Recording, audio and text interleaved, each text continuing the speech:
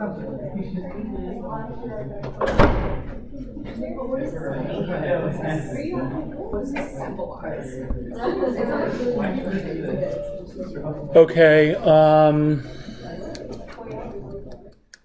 there will not be a quiz on Friday.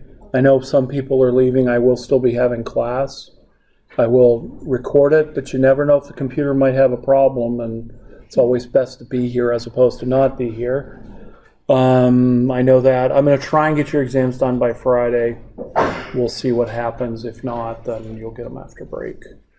If I do have them on Friday and you're not here, then I'll send out an email, and you can, if you're not at an undisclosed location where you can get email, you could email me and I can scan it and send it to you. But let's try it. Everything's due at the end of this week, so I'm trying to get that all done. Okay, and then there won't be a quiz when we get back. I mean, it could be, but there won't be.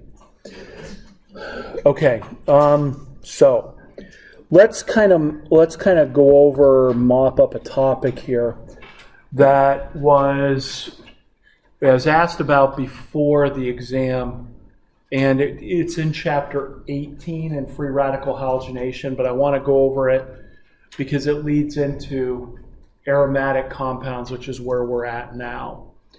And it's the idea that if you take this alkene, you can free radically halogenate to put a bromine at the allylic carbon.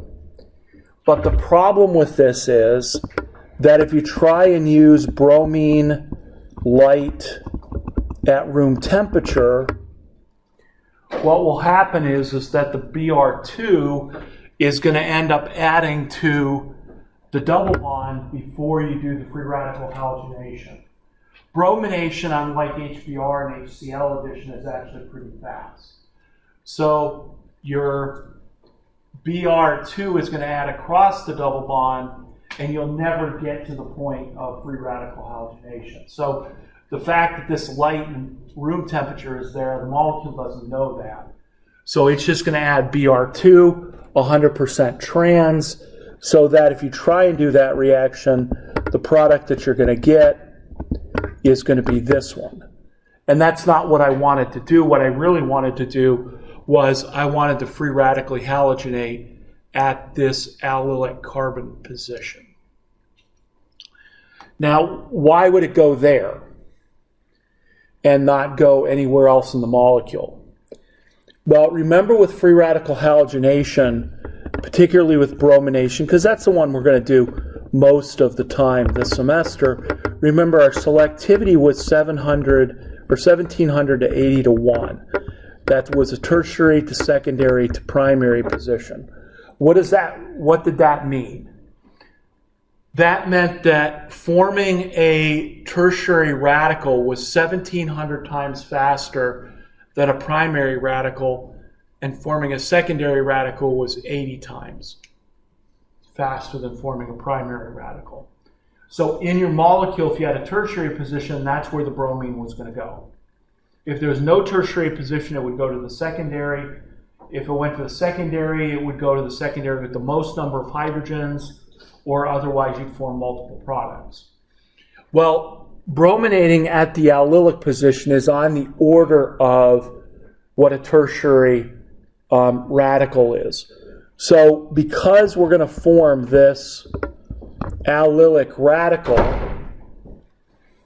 in that mechanism, it's stabilized by resonance. And so that's going to be the most selective position.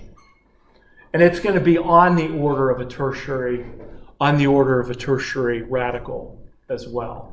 Now, don't think I'm going to give you a problem where you have to choose between allylic and tertiary unless I have data to say which one it goes to if it doesn't go to both. And I'll show you these systems get a little dicey in terms of predictions.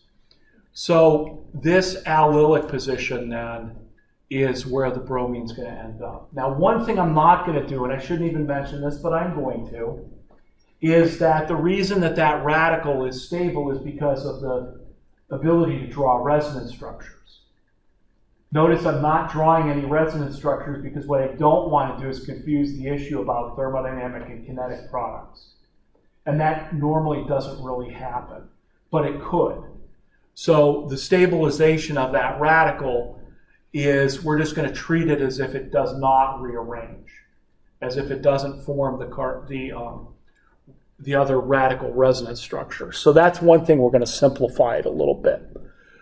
So we don't have to worry about is it kinetic, is it thermodynamic. But it is stabilized, so that's the selective position whenever you have a double bond. The only problem is I can't use Br2 in light. So what can I use? I can use a molecule called NBS and heat. And I did write a little thing on Piazza that went over this, but then somebody pointed out, well, this is in chapter 18, and I'm like, oh, okay, then I guess it's not going to be on the exam, but it could be on the next exam, now that I'm going over it.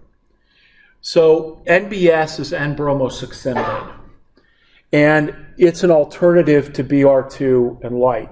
You could use NBS in a pinch to do free radical halogenation on an alkane. So NBS has this structure. This is succinimide, which is the amide of succinic acid. Succinic acid is the 4-carbon diacid with 2 carboxylics at the end. That's its common name. Then we attach a Br to the nitrogen. So that's the structure of NBS. And what NBS does is when it's heated, it produces Br dot. It produces bromine atoms. It doesn't produce molecular bromine, which would then add to the double bond. So it forces the system to go through free radical halogenation. So it's a solid, you dump it in, you heat up the reaction, and you get the Br dot, and then that starts the process of free radically halogenating so that you could end up actually putting the bromine there. So if we, and that's not really what I wanted, but we can use NBS. Let me just write this. I'm going to write that radical over there because then I'm going to take that away. So what we would get is we would get bromination at that allylic position very selectively. So NBS avoids the issue of having bromine that adds to the double bond. Okay. So that's an alternative reagent. You can use NBS in the place of Br2 in light. There's an issue of high temperature, low temperature there. Since you're already heating it, you'd have to superheat it, I guess, to get your statistical products. But NBS has to be used with a double bond or else you'll add the bromine to the double bond. So the bottom reaction is the only way to do that is with NBS. Okay. And again, that was back in chapter 18. Everybody has access to that. So you could go back and look at those if you need to refresh yourself. But that's what happens. And then these kinds of compounds, these allylic bromides, have a little bit of an issue in terms of they are what are called lacrymators. Right, so I'll take lacrymators for 100. Your clues are onions, organic chemistry, a sad movie, things that make you cry. So lacrymators are chemicals that it doesn't take a whole lot of them to make you cry.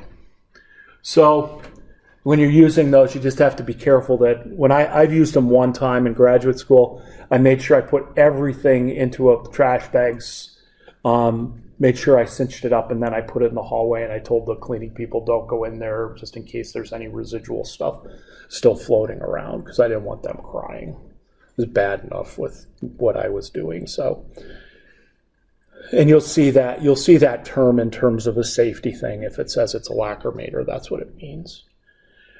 Okay, so when we brominate at the allylic position with NBS, that's our selective position.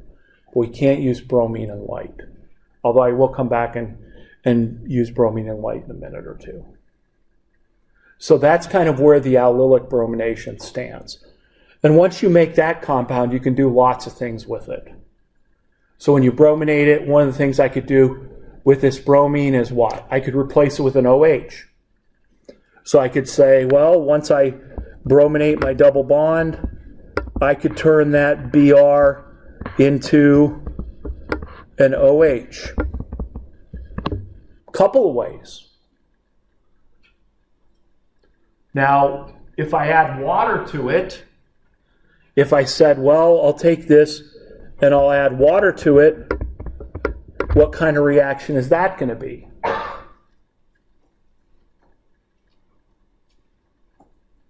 SN1?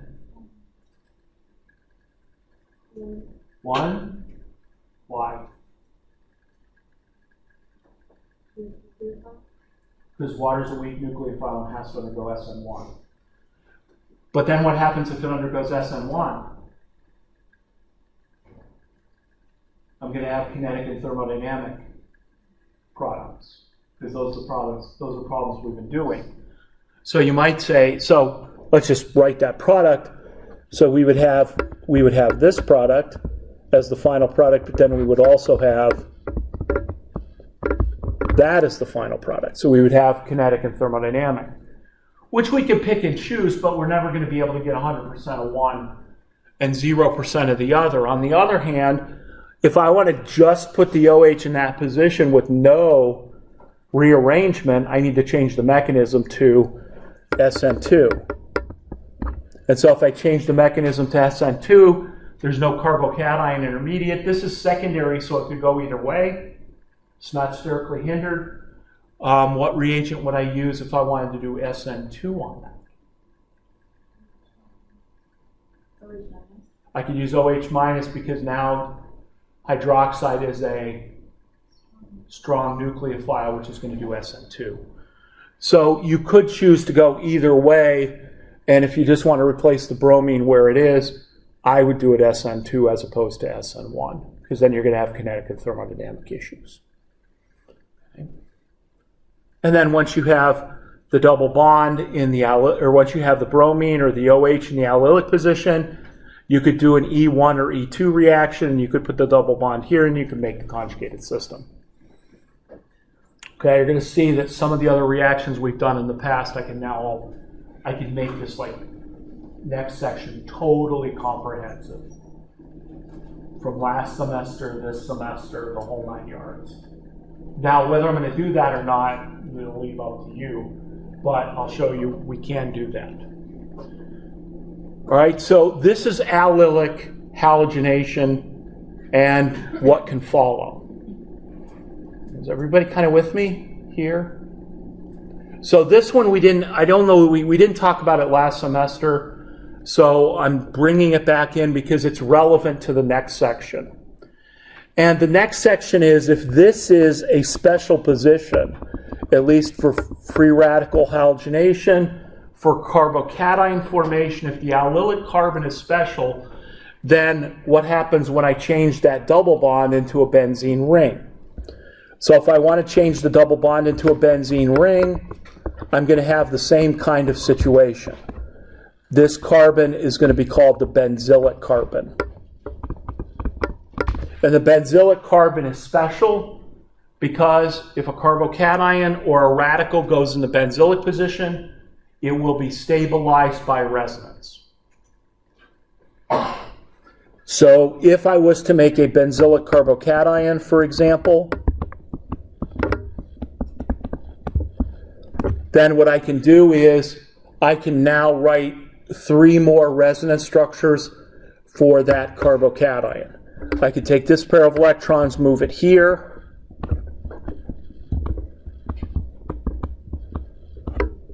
There's no double bond there. The plus charge goes in the ring. The double bond outside the ring. Basically what I have is now an allylic carbocation, so I can draw 2 more resonance structures, move that pair of electrons there.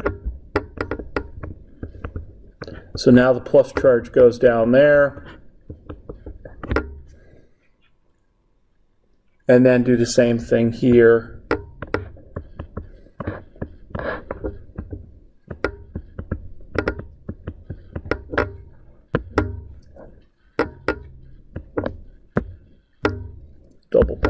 messed up here, there, plus. So I can draw 3 other resonance structures and basically put the charge inside of the ring. So the benzylic carbocation is special because it's stable. That's the preferred place for it. And because of the stabilization in the ring and the resonance structures I could draw. Okay. So the benzylic position, I put a radical there. I could also do the same thing with the radical. So the benzylic position is analogous to the allylic position, except it's even more stable. So what that means is that if you want to free radically halogenate the side chain, and the sort of theme for today is side chain reactions of benzene. If you want to free radically halogenate the side chain, it will free radically halogenate at the benzylic carbon. That is the preferred position. So if I wanted to take that molecule right there and say, let's go ahead and use NBS and heat, I'm going to free radically halogenate. I'm going to put the bromine at the benzylic position.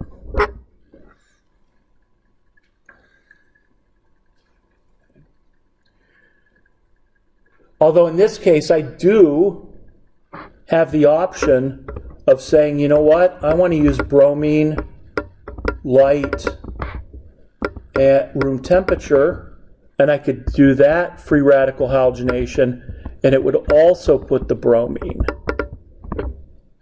in the benzylic position.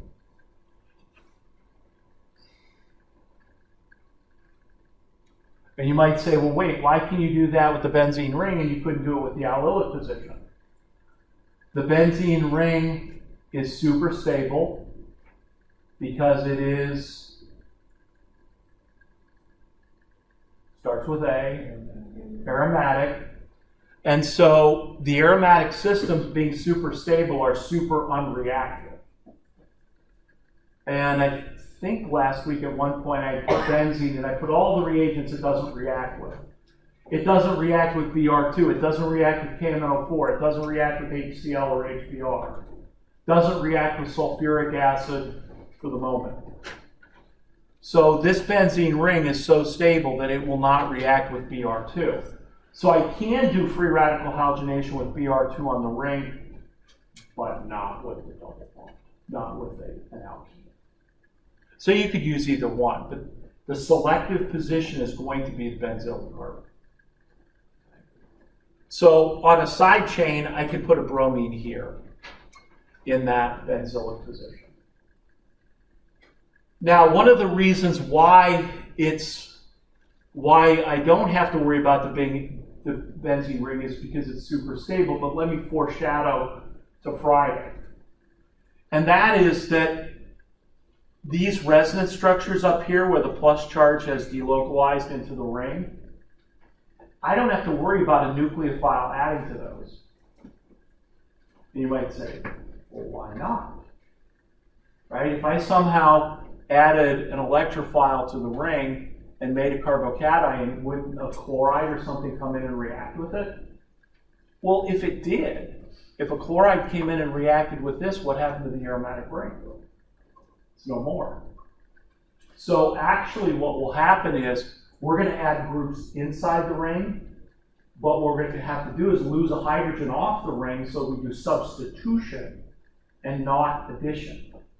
So my electrophile is going to go in, but an H plus has got to come off to reform the ring because it's so stable. So that's, the ring is going to basically remain intact for the rest of the day. And then we'll substitute hydrogens start doing that on Friday. Or if you read ahead or watched ahead, we can add a halogen, we could add an NO2 group, or we could add, what else are we adding? We could add methyl groups on Friday, we'll talk about that. And we could add SO3H groups, so we can make the sulfonic acids. and I'm getting like a bit ahead of myself here, but if you're removing a hydrogen and putting like a halogen in there, will it give it a negative charge overall? Well, what's going to happen is we're going to lose. We're going to have the Cl minus react with the plus charge. So I'm not talking about this specific molecule. I'm talking about, let's add an H plus to the benzene ring. So let's add to one of the double bonds, the H, and then it'll be plus on the other side. When the Cl minus comes in, the H that's attached to the Cl has to go in order to reform the ring. And we'll talk about that mechanism on Friday. But I'm just kind of foreshadowing. Because here's the deceptive part is this. You look at this benzylic carbocation and you say, oh, it has 3 other resonance structures. But the problem with those 3 other resonance structures is the aromaticity of the ring is not present. So they are actually fairly weak contributors overall. But everything gets averaged together, so as long as this isn't 0, what happens is that it stabilizes that positive charge. There could also be some issues with the pi bonds of the ring overlapping with the empty p orbital of the carbon, which I think is an issue in these systems. Okay. So we can free radically halogenate at the benzylic position. So in terms of the theme of reactions of the side chains on a benzene ring, the first thing we can do is free radically halogenate. And that's going to form a radical which is analogous to the allylic radicals, which is why I started with that, to mop that up and then lead into this. Okay. Is everybody kind of with me so far? Okay, so that gets dicier from here. Okay, it's not against state law for me to talk about lab in lecture yet. For those of you who haven't done lab, this is where we stand.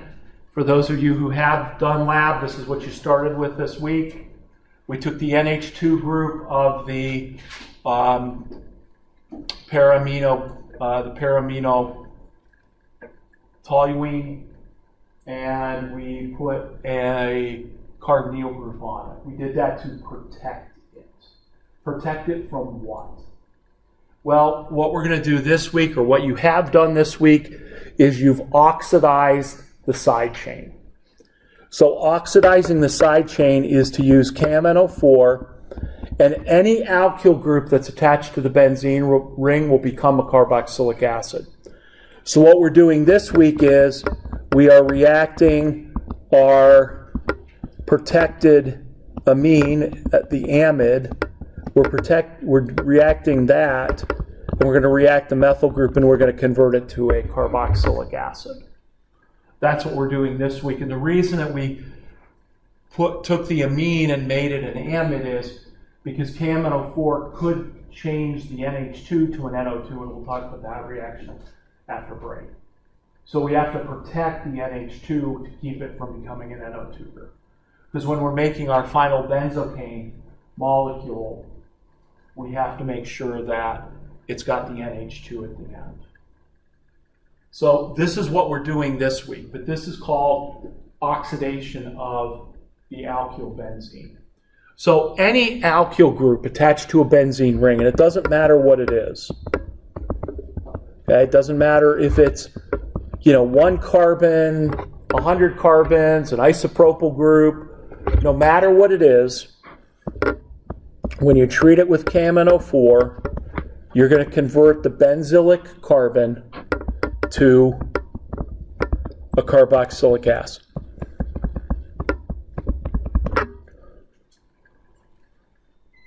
So it doesn't matter what that alkyl group is, it's going to get converted to a carboxylic acid.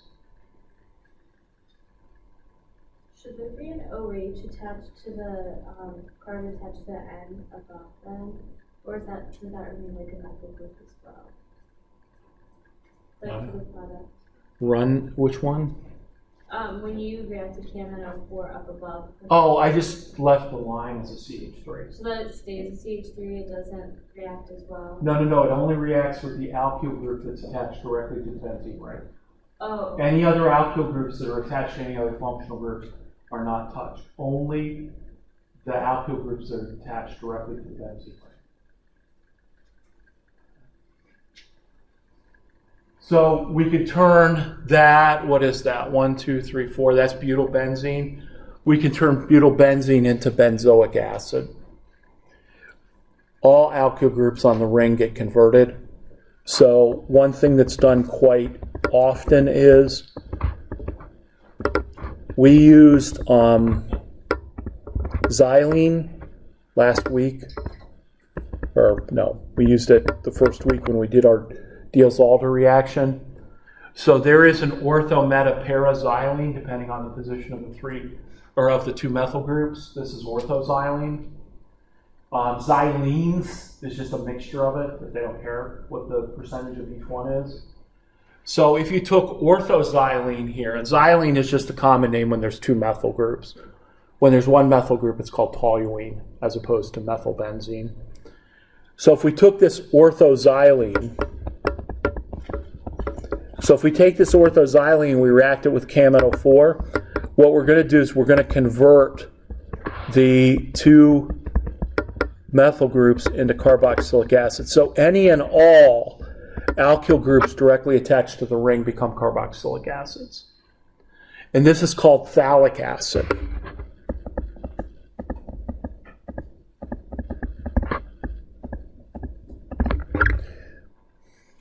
Now, if you've taken general chem or maybe an analytical in lab, what you do with phthalic acid is you deprotonate one of the carboxylic acids and you make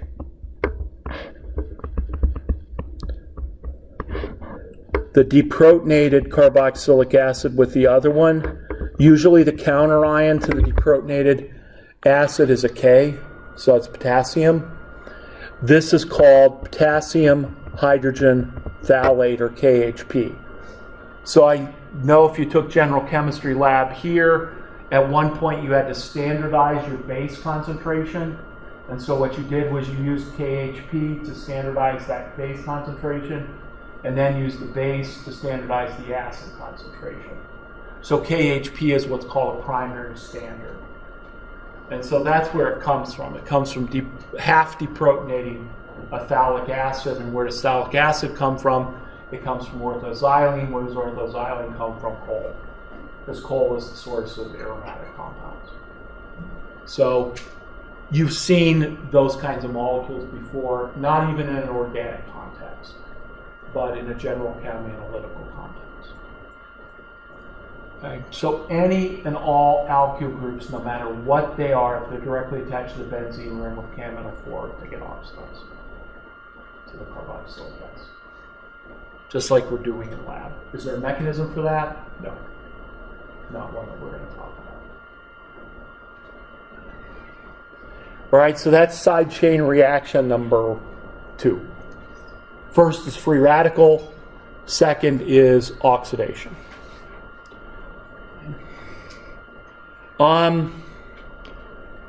I guess I went over this morning, but I never gave them the reagent. Just fine, because we'll talk about that on Friday.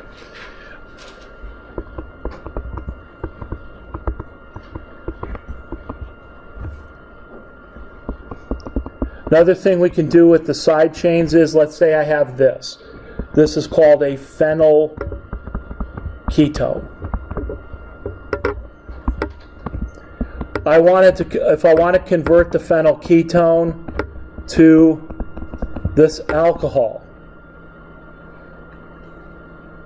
Now, phenyl is a benzene ring when it's a substituent. So when a benzene ring is treated as if it was a methyl-ethyl group, it doesn't become benzyl because benzyl is something else. Benzyl is with the CH2. It becomes phenyl. So how do we do that? What reagent could I use to convert the carbonyl to an alcohol?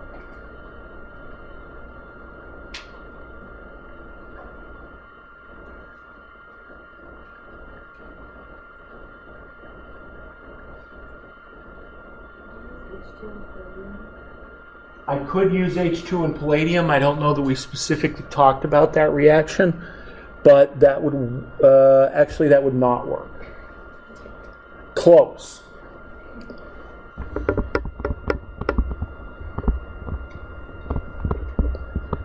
If you look through it, it was H2 and rainy nickel. H2 and rainy nickel is required to reduce a carbonyl.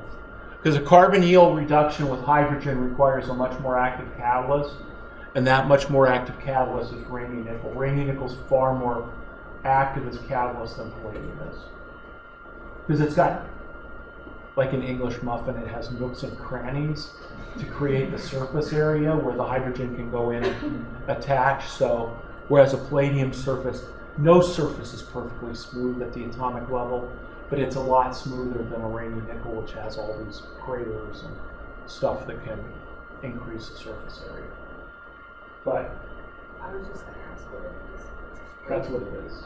It's just nickel that is, it's nickel that has a higher surface area because it's almost like they ground, it's sort of like they put it through a press and kind of wrinkled it out. But that's what rainy nickel is. Sorry. Could you use NABH4? I could use NABH4 or what goes with NABH4? LiAlH4. So I could use either sodium or lithium boron. That would be the other way to do this. Now there's going to be a method to completely remove the carbonyl and just make it a CH2. And we'll talk about that in the future, but it's not this. This is how you make an OH group. So, problem is and how do you add the carbonyl group to the benzene ring? That's from it. It's called Friedel-Crafts acylation. So the bulk of this chapter and the next is going to be taking a benzene ring and putting the groups on it to do synthesis. To try and say, okay, how do I make this molecule of benzene? So assuming I can put the carbonyl group on there, I could reduce the carbonyl into an OH.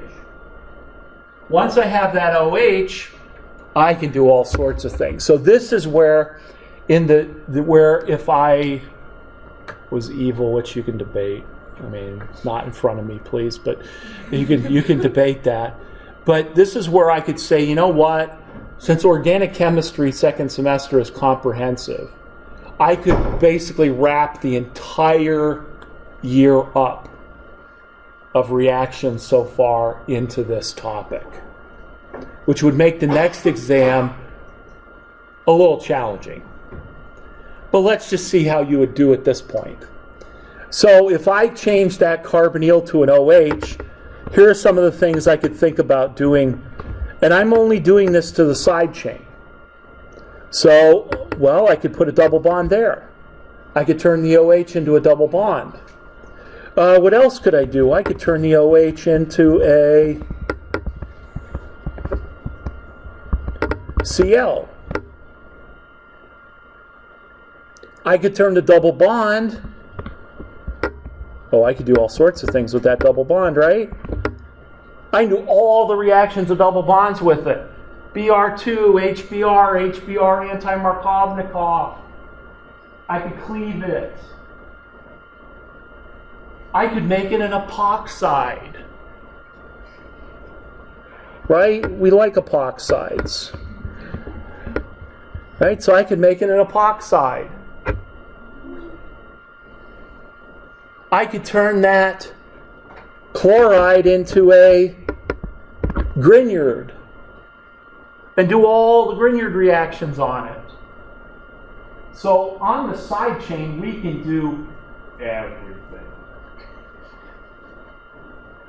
And if I turn it into a triple bond, then we can do all the triple bond reactions. So, I mean, this could get out of control really quickly. It almost feels like organic accounts.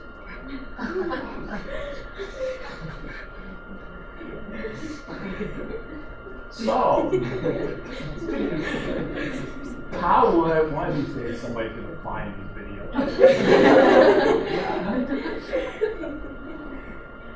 I already have. One of the research students is actually in graduate school there. The next time I see her, we're going to have a conversation about that. Because I think she's doing fine. So.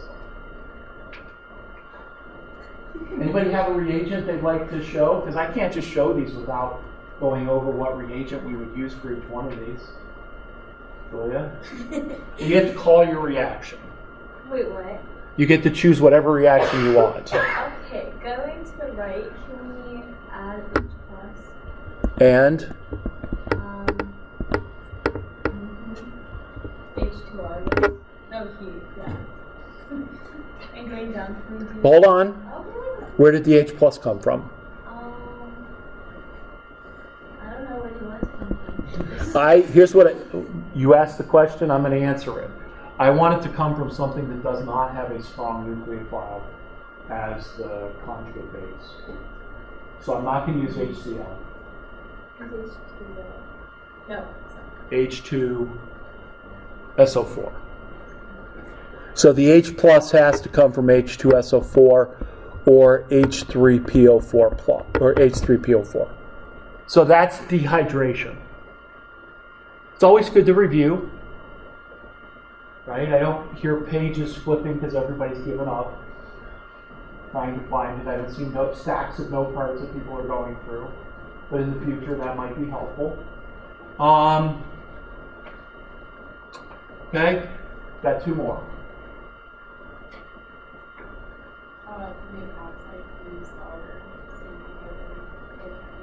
So I'm going to use a peroxy acid to form the epoxide.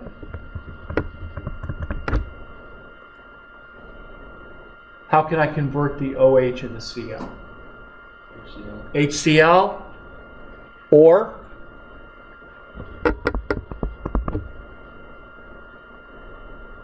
PCl3, PCl5, SOCl2. And SOCl2 is going to come into play on Friday.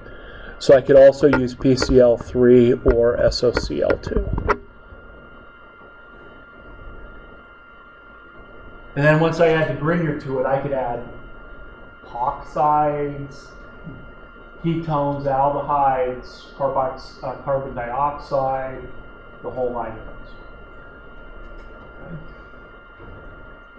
The epoxide intrigues me because I'll come back to that before we end and give you something to think about for next time. But if I put the benzene ring on an epoxide, how does that affect the acidic reaction to open it up? And how does it affect the basic, the strong nucleophile way of opening it up? So we should probably talk about that. So there's a couple things important about the benzene ring and the side chains that I'm going to stress. Number one, where the double bond is, the most stable position for the double bond is going to be in conjugation with the ring.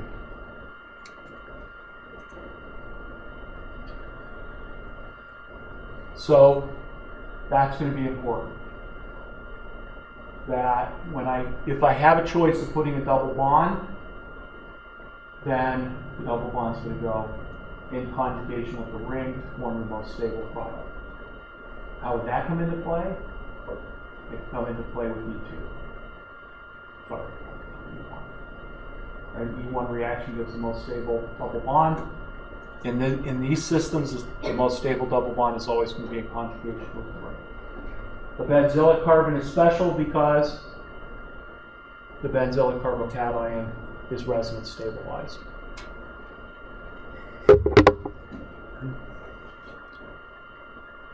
So, what other kinds of side chain reactions can I do? I used to do this one.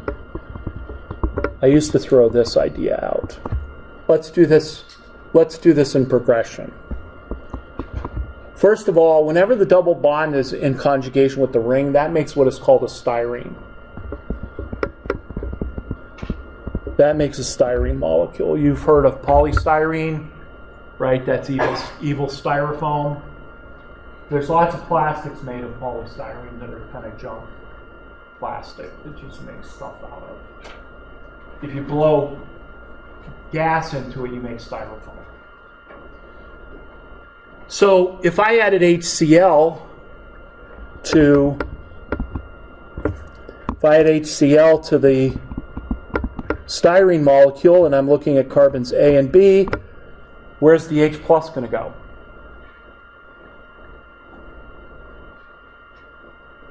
To carbon B, because that's truly Markovnikov addition,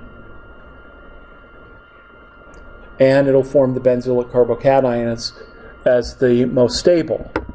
So if we do that, we can anticipate the H adding here, the plus charge going there, and then the Cl minus coming in and adding here, so that we end up doing that reaction in Markovnikov addition, both in the truest sense of Markovnikov and the literal sense of adding the hydrogens to the carbon plus hydrogens. Okay.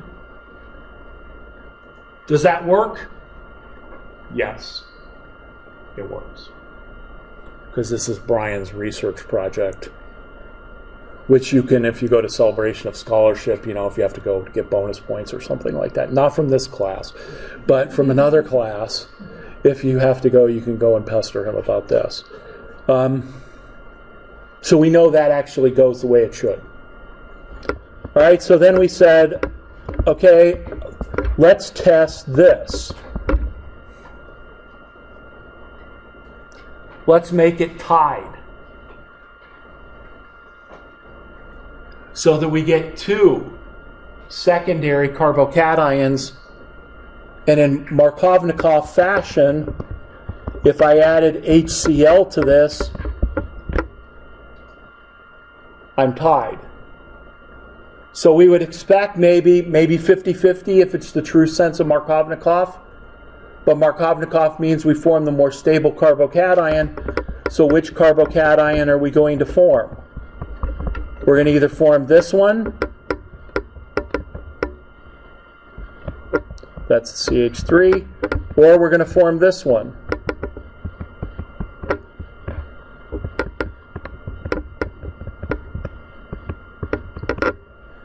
Markovnikov's rule isn't clear because they each have the same number of one hydrogen. But which one of those two carbocations is most stable? The one on the left.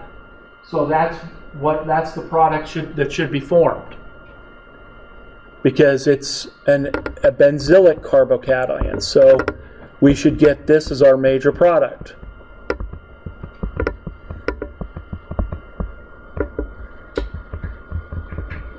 And we do.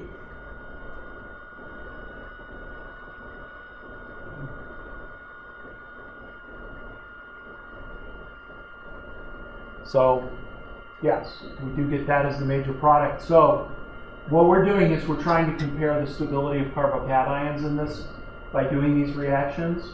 First of all, we found out that for this reaction, it takes a week to stir it. And sometimes you don't even get the full reaction to go in a week, which is when we found out, these HCl reactions on paper look really good, but they take forever in the lab. And then some Japanese researchers found that if you take and add the HCl to silica gel, which HCl solution, the silica gel will absorb the water and basically make HCl gas. Then you add your alkene, you stir it, you can get the reaction done in 3 hours, which came out in December after we had started this big mess. So we're like, oh, okay, that's interesting. Let's try it. It worked. And it's environmentally friendly because then I can just take the silica gel and I can use it over again up to 5 times, I think. What they say. And that's not even putting it in the oven and baking it out, sucking all the stuff off of it. Okay, so that one worked the way we would expect it to be. So what would be the next progression then? This is how my mind works. I said, okay, let's do this.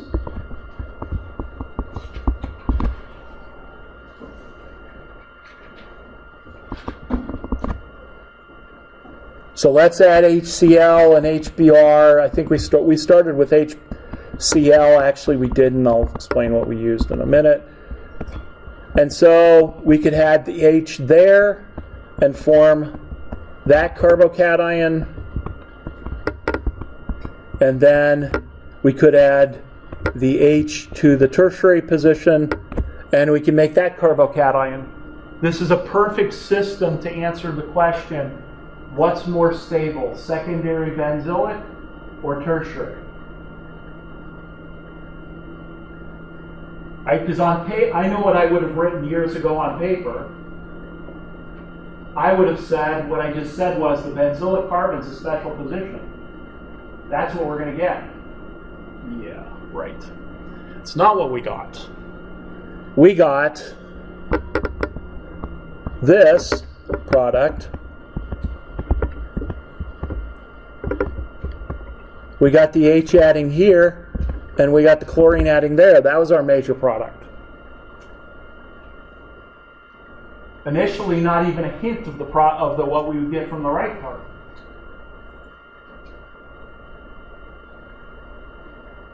So what does that mean?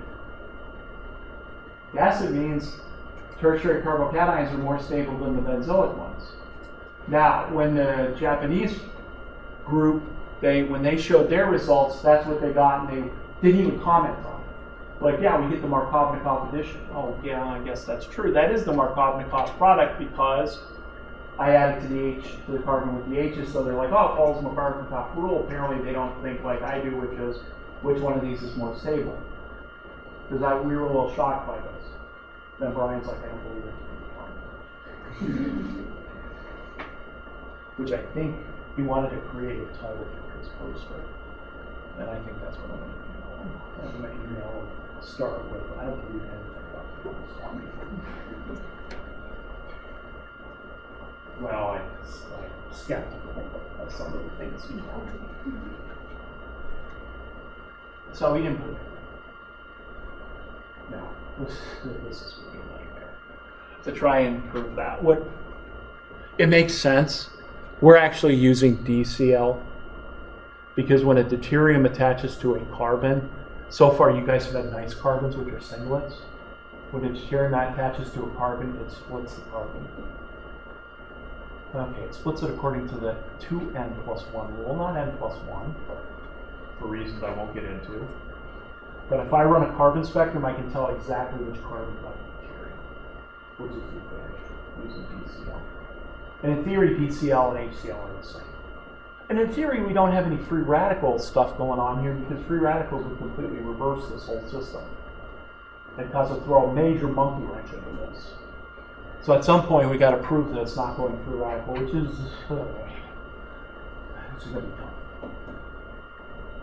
Although I did get a $12,000 chiller to run a $140,000 instrument, which I've never run before, to try and figure out if there's free radicals. Maybe. So we need to model these and see which one is more stable, the tertiary or the benzoic one. But that's the product we got, and actually it's more complicated than that because the deuterium not only stuck at the benzoic carbon, some deuteriums were stuck on the CH3s, which the Japanese people. So I'm like, what is that? I know what it means. It basically means that as this stuff is stirring around, the HCl is adding, then the chlorine's popping off, and then I'm not only forming the more stable double bond, but I'm forming a more unstable double bond, and then DCl is adding Markovnikov, so that those CH3s are getting, some of them are getting replaced by deuteriums. It's an interesting mess. So there is, sometimes what I show in class, and then I decide to do it, is probably not advisable, but this is going to be eventually an interesting story once we can prove to ourselves what we got and then prove to somebody else. Then I can give a talk about it and I can say, which one of these two would you choose? And then all the professors sitting there can argue amongst themselves. Maybe a fight will break out. That would be really cool. And then I can show them. But this is not... Some people would go like, that's not really exciting. Some people would go, right? We question my excitement about certain things. But even something as simple as that isn't as simple as we write it on paper.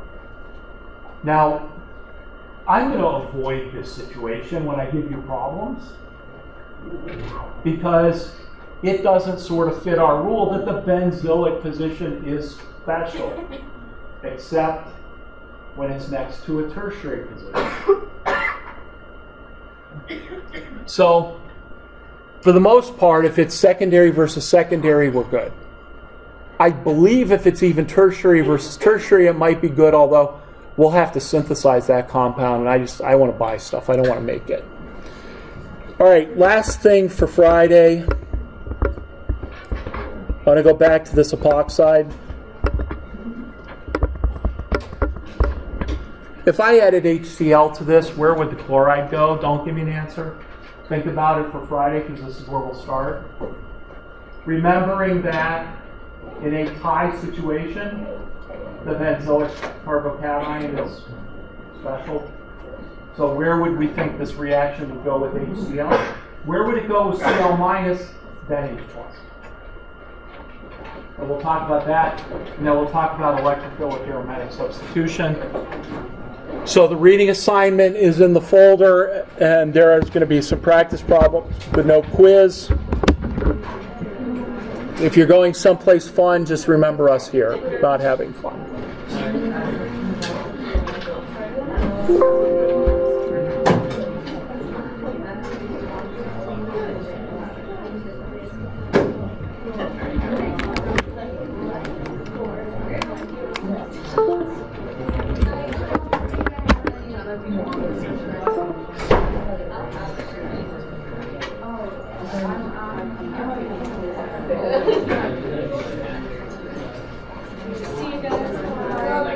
I'm so sorry. Thank you. You too.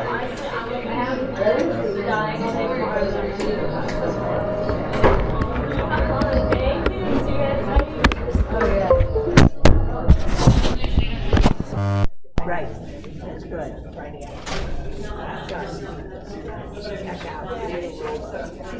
She didn't.